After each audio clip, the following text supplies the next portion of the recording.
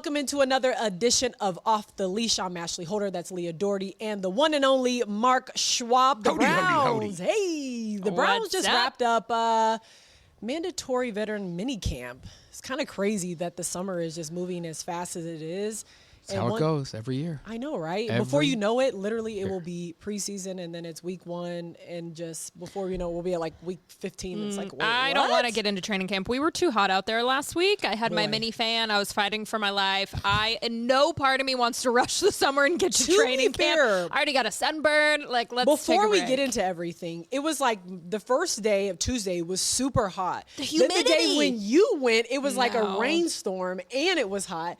Then the third day, it didn't really know what it wanted to do, but it was still very hot. I mean, it was a struggle out there. Mark, you got to be in the trenches with us, man. And listen, the sports office is about 80 degrees these days, so. It is. But that doesn't have the humidity added in. It does not have the you're humidity. Not running around with a camera and then having to go and be on camera. It does not. I shot something for you, and I told him, I was like, you better appreciate this, because first it was hot, and then it started pouring rain on me as I'm standing there fighting for my life. My baby hairs are going crazy. And you know that she's really dedicated to the craft. because she still made her TikTok through all that rain. Of course. Well, I mean, I'm dedicated to the rock craft. the talk. I mean, what can I say? Well, one thing that we knew that everyone was paying attention to going into minicamp was basically who was going to be QB1. Todd Monken said he was hoping to have his, starter name before training camp. And pretty much by the end of the third day, he said, you know what, that's not going to happen. We saw that Shedeur Sanders and Deshaun Watson split reps throughout the entire camp. So you really don't know which way this is leaning. Yeah, I think we were talking about this last week. Does it say that these two QBs are really good or that they're bad? The fact that it's this close of a competition, I think a lot is going to change when the pads come on. That's exactly what Todd Monken said. Obviously, we know in the past Shedeur doesn't do great when he's under pressure. He tends to hold on to the ball. Now, Monken had said he thinks he's gotten more decisive the more he's seen him. But again, things look a lot different. This new O-line, like everything's going to change when you bring out the pads, and I think that's where Deshaun's going to start to look a little bit better, is just my early prediction.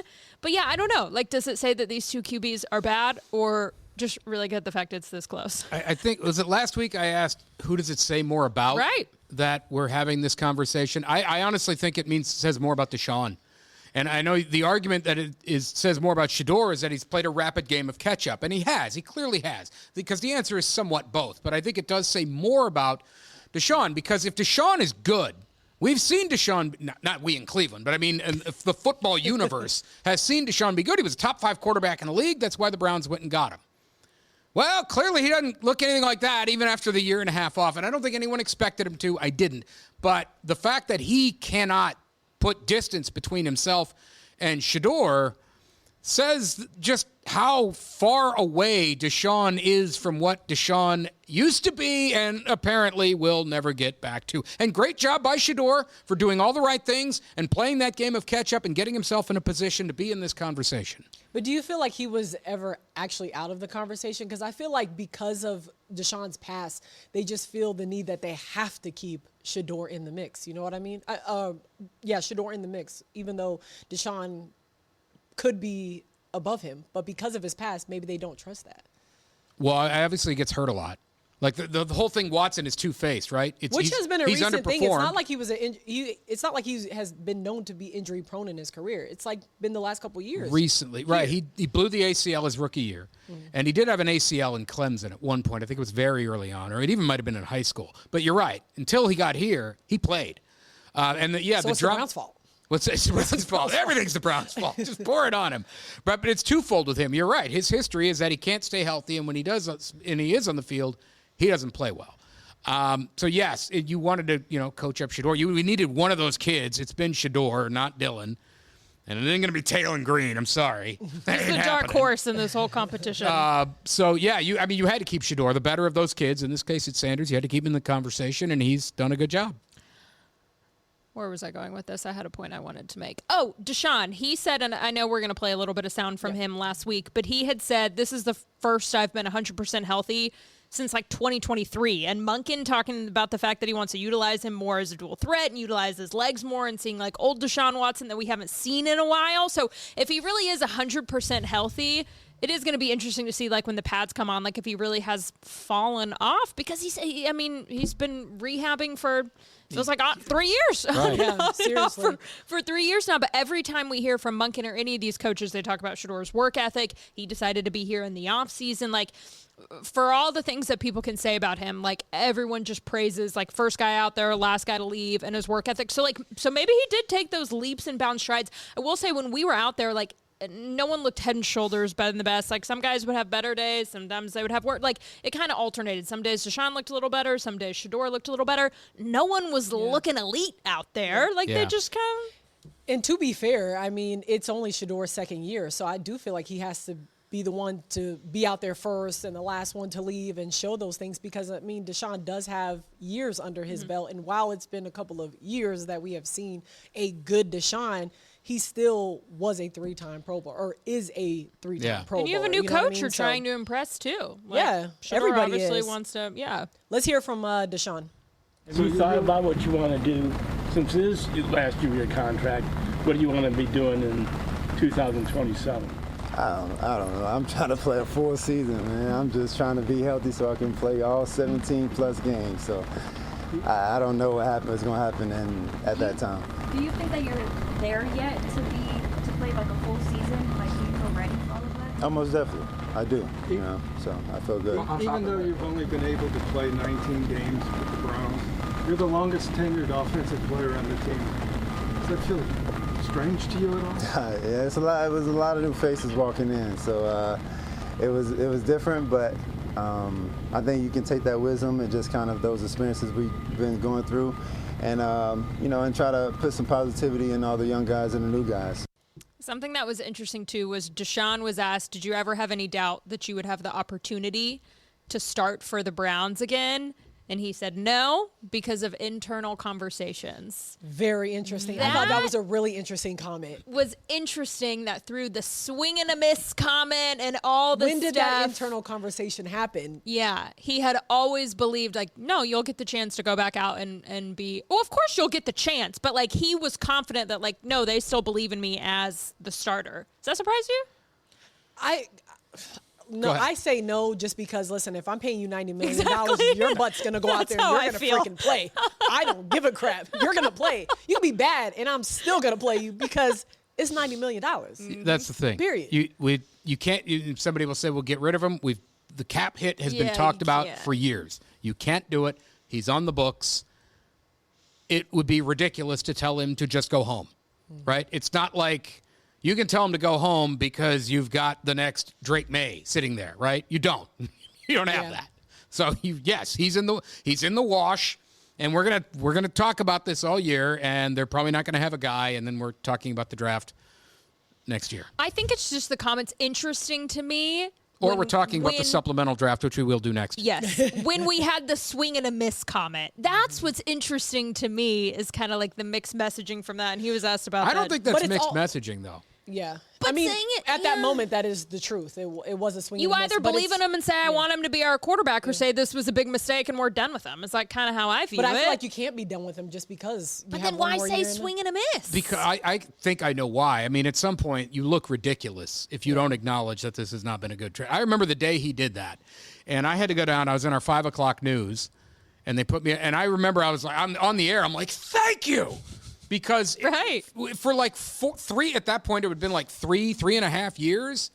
They had this blind allegiance to this guy that he's really good, and we're going to keep running him out there. And it was the first time that somebody from the organization needed to say, we took a shot, it didn't work out.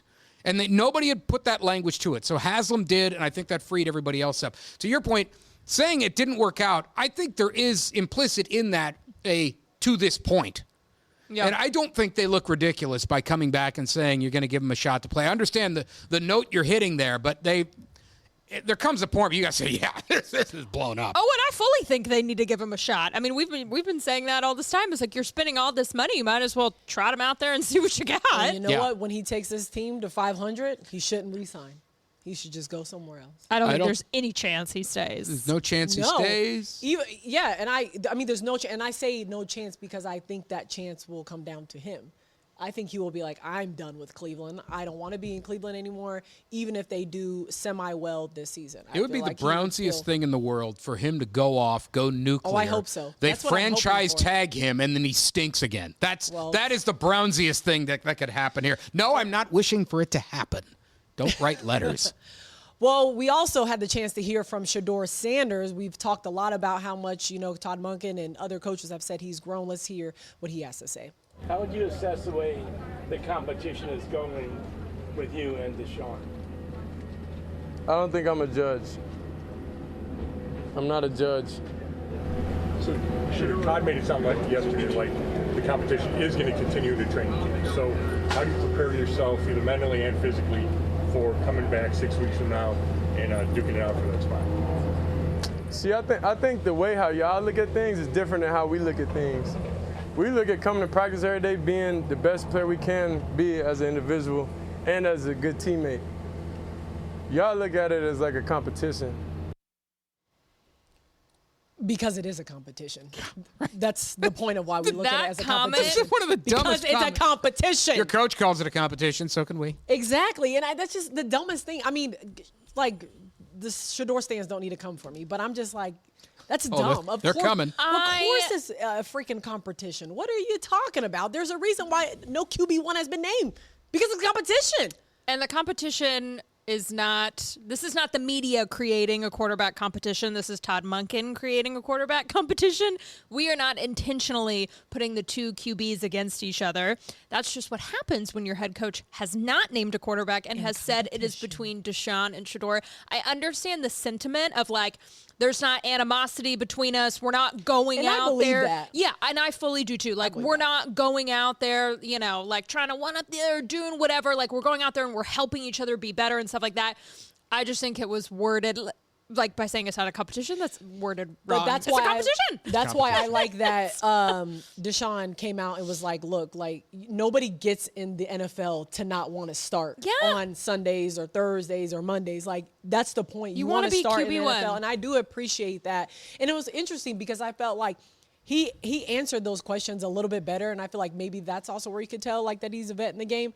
Those questions better than I feel like Shedeur is. Shedeur is, I think now doesn't want to be the person that says anything negative. He's like, no, I'm all positive. I'm like, we're a brotherhood. Everything's great. It's like, yeah, but this is still a game. This is still a business. And there still needs to be wins. Which I also understand too, like this guy sneezes and it's all over every media outlet everywhere. And so I understand wanting to be incredibly careful with the words you say. And if you say like, yeah, I think I looked really good today, or it's going to be interpreted as, oh, he thinks he's better than Deshaun and is going to play above Deshaun. How dare he? So I understand, like he is put in a really tough position. He was put in a really tough position last year. Like anything he says, this guy, it gets blown out of proportion. But it's like you can at least acknowledge that he is a quarterback competition. I think he tries to be dramatically careful with what he says. Yeah, like you can be careful, and you can be dramatically careful, and that's what he does all the time. Just it's okay, man. Nobody here is going to crush you. Right. I understand the Nationals might pick it up, the national types and the headlines and all that, but just talk to us. You know what I mean? We all know what this is. It's okay. And I always bring this up to Leah. I talk to her about this all the time. I'm just not convinced. Like, I wonder how does Monken and some of these new coaches really look at, the quote-unquote backlash that's going to happen if Deshaun is named QB1. I know you always tell me I don't think they care about that. Squats but I also about feel that. like there's a lot of pressure that comes with that and a lot of attention. And we saw it with Stefanski every freaking week. It was, is it Shedeur? Is it Shedeur? Is it Shedeur? I mean, every week until Shedeur came up there. And it wasn't just him. It was, the media, it was everyone. Yeah. I mean, it was everyone from the outside. But winning solves all problems. So if you trot Deshaun out there, so then every loss then it's going to be But Monken was brought in to win games, and so he's going to do, if it's fully his decision, we don't know if it's fully his decision on like QB1. Which I'm not convinced on. Yeah. Assuming it is his decision to name QB1, he is brought there to win games. He's going to pick the quarterback that's going to win them games, regardless if it's Deshaun or Shedeur. Like, who cares? If I'm a coach, I could literally care less what's being said on social media or outside or whatever, because guess what? If people are mad about Deshaun, but we start winning games, That's going to solve it'll be a whole everything. different situation. Yep. All right, we're going to take a really quick break on Off the Leash. We'll be right back with Mark Schwab's True Fall question of the week.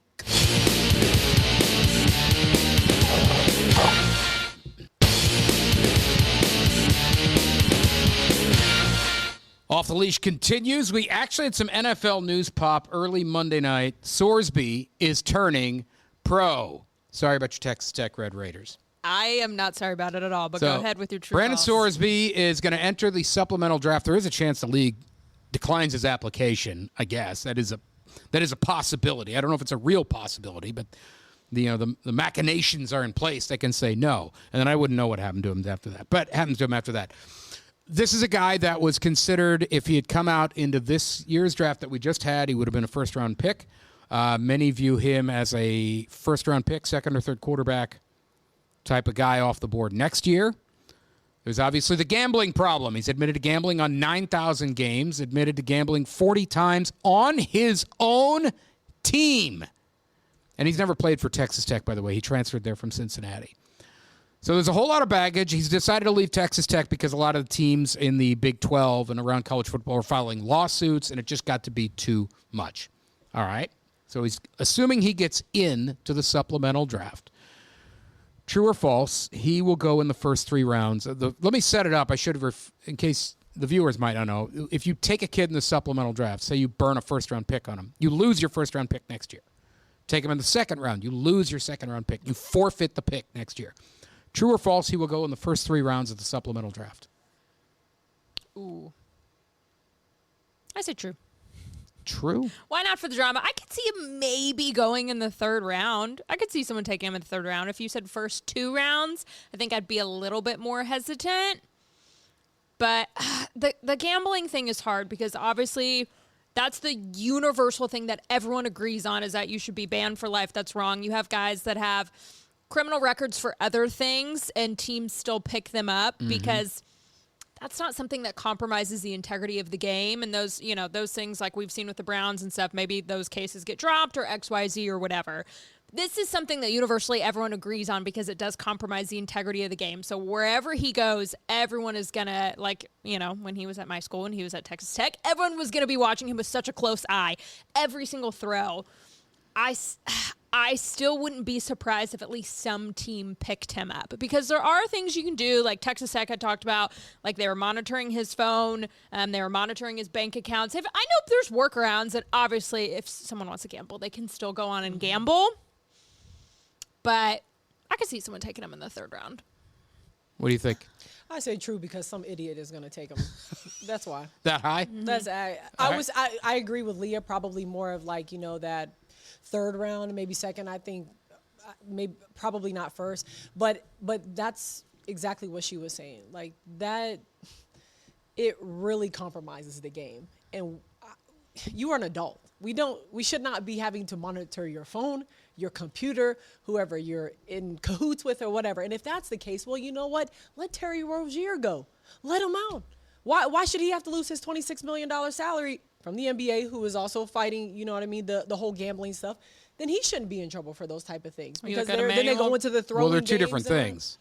Listen, it's one guy broke a law. It's still gambling. But no, they're not. They're completely different things. I mean, it's still one gambling. person is being investigated by the feds. It's a law. Sorsby broke rules, not laws. Well, I understand, but still, when you and start they're not throwing governed games, by the same I'm things. just saying, when you start throwing games, period, you shouldn't be doing it. And if you have to have that much protection or that much, supervision to make sure you don't, then I don't see why he needs to be on a team. He shouldn't be. No, he should not be on it. He shouldn't get picked up, at least is what I'm saying. Yeah. I think he should be. I don't know if it's dramatic to say he should never play again, but I think you should have to do a lot more work to be able to play again, at least. You know what I mean? But yeah, there's some idiot's going to pick him up and say this is a steal, and I don't have to pay him any money. I say false. I don't think he'll go in the top 3 rounds. I actually would not be surprised if he went undrafted for all of the reasons you guys just laid out.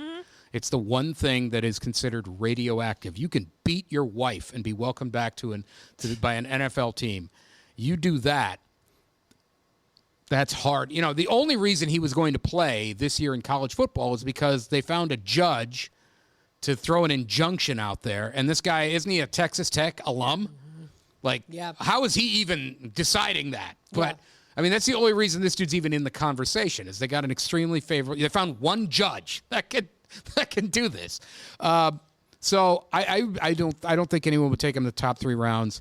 I think if the Browns took him, he would be better as far as a better prospect than anyone on their roster, and I don't think the Browns should take him. We do have sound from Todd Monken on him. Yeah, we do. Not at all. I mean, it's not even come across my desk. I don't think we're in a position to want to go down that road. That's my opinion. That's not Andrew's. And that I like the quarterbacks that we have. I think that's a slippery slope when you go down that, irrespective of talent, right? In terms of the situation he's put himself in. Like we all know what that is.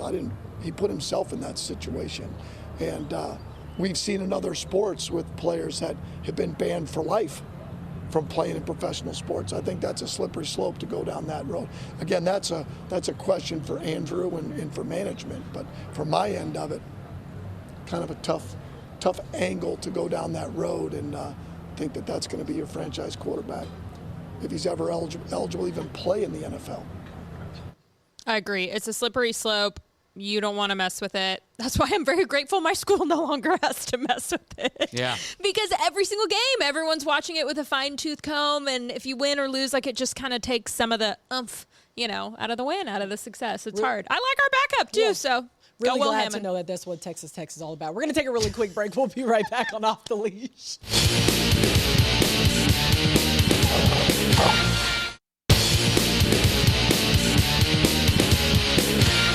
Off the Leash continues. Only a minute to go. So we head off into the truest of off seasons because now there's nothing.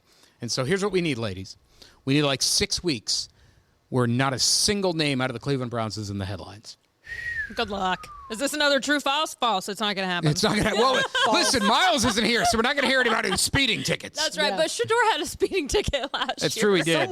Someone might get jumped again. Well, I hope not. Lord, I hope not. But that's all. The only news you ever get around now is bad news. So here's what we're going to do. We're going to put this podcast to bed for today. We'll be back. We have shows every week, too. We'll find stuff to talk about. It's the NFL. There's always stuff to talk about. But we don't want to hear a single Cleveland Browns player in the headlines, in the news, at all, unless it's like a charitable thing because you went to one today, and that's kind of cool. Yeah. But otherwise, guys, just stay safe, and we'll see you in late July and figure out who your quarterback is. That goes for the Cavaliers as well. Please stay out of the headlines. Just adding that. You know what? We're just going to end it right there. We want only baseball headlines. We're going to end it right there on Wrap that it. note. Make sure you check us out wherever you get your podcasts. For Ashley Holder, Leah Doherty, and Mark Schwab, this is Off the Leash.